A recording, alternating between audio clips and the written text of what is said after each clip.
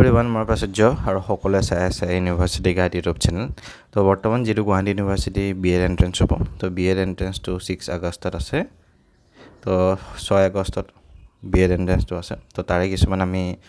bostu চাও ইয়াতে general নলেজৰ কাৰণে তো ইয়াত ফাৰ্স্ট অফ অল ক'ব গ'লে মই আমি যেটো ষ্টেট সিম্বলস মানে আমাৰ অসমৰ যিখিনি অফিচিয়েল ষ্টেট সিম্বল হয় তো সেই বস্তুখিনি মই এই ভিডিওতে তোমালোকক দেখাম আৰু এনেকুৱা টাইপৰ কোৱেশ্চনছ আহা দেখা যায় B.Ed এন্ট্ৰেন্সত আগন্তুক দিনত বা এফালে ডিব্ৰুগড় হওক বা বেলেগ বিভিন্ন অসমৰ B.Ed এন্ট্ৰেন্স যিকিটা হয় আৰু তো সেইকিটাটো আহা দেখা যায় বা গুৱাহাটীটো আগতে আহা দেখা যায় তো ফাৰ্স্ট অফ অল এতিয়া আমি যদি চাও আমি ইয়াত দেখা পাইছো যে ষ্টেট সং আমাৰ ষ্টেট সং যেটো আসলে আমাৰ ষ্টেট সংটো আমাৰ এতিয়া ও মোৰ আপোনাৰ দেশ ঠিক আছে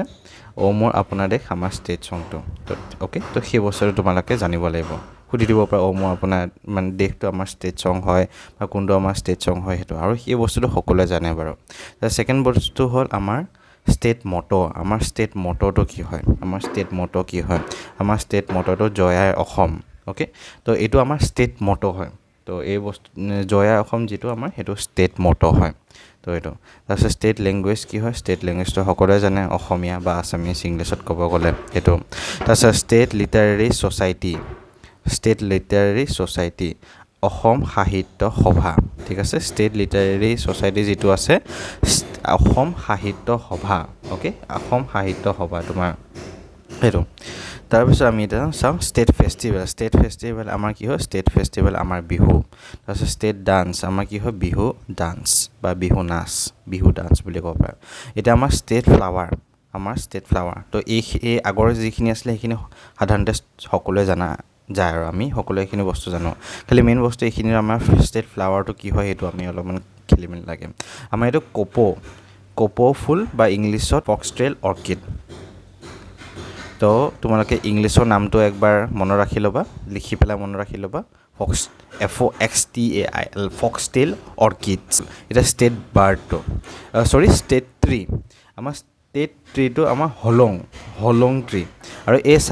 যেটো নাম লিখাছে ইমান দীঘলকে বহুত কনফিউজ হৈ যাব গ'লে তো এই নামটো ক'ব গ'লে এটো সাইন্টিফিক নেম হয় তো এটো ইমানকে মনত নাথাকিলেও কোনো কথা নাই হলংটো মনত ৰাখিলে আৰু কোৱেশ্চনটো তোমালোকে হলং বুলি এনেকুৱাকে দিব ষ্টেট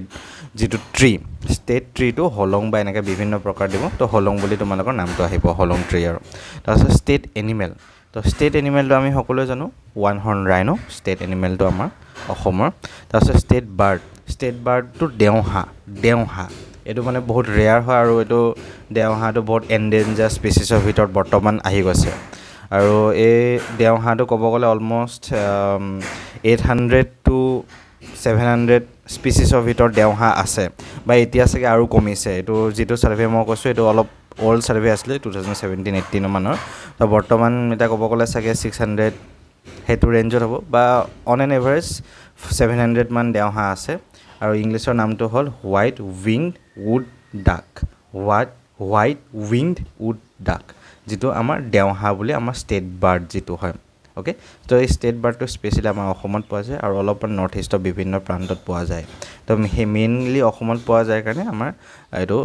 ষ্টেট বাৰ্ড নাম দিয়া গ'ল দেওহাটো ষ্টেট সংৰ জেগাত এটা কোৱেশ্চন আহিব পাৰে ও মোৰ আপোনাৰ দেশটো যে কোনে লিখিছিলে হু ৰোড ও মোৰ আপোনাৰ দেশ এটা ক'ব গ'লে লক্ষ্মীনাথ বেজবৰুৱা ডাঙৰীয়াই তেখেতে ও মোৰ আপোনাৰ দেশটো লিখিছিলে তো সেই কথাটো মনত ৰাখিবা ও মোৰ আপোনাৰ দেশটো লক্ষ্মীনাথ বেজবৰুৱা ডাঙৰীয়াই লিখিছিলে আৰু এতিয়া তোমাৰ ক'ব গ'লে ও মোৰ আপোনাৰ দেশটো কেতিয়া আমাৰ অফিচিয়েলি ষ্টেট সং হিচাপে ৰিকগনাইজ কৰিছিলে বা কেতিয়া এডপ্ট কৰিছিলে তেজপুৰত 1927ত ও মোৰ আপোনাৰ দেশ আমাৰ অফিচিয়েলি ষ্টেট সং হিচাপে ৰিকগনাইজ বা এডপ্ট কৰিছিলে আসাম ষ্টুডেণ্ট কনফাৰেন্স হৈছিলে 1927ত তেজপুৰত সেই সময়ছোৱাতে সেই কনফাৰেন্সৰ সময়ছোৱাতে এই আমাৰ ষ্টেট সং ও মোৰ আপোনাৰ দেশটো এডপ্ট কৰিছিলে আসাম ষ্টুডেণ্ট কনফাৰেন্স 1927 হেতু মনত ৰাখিবা সেই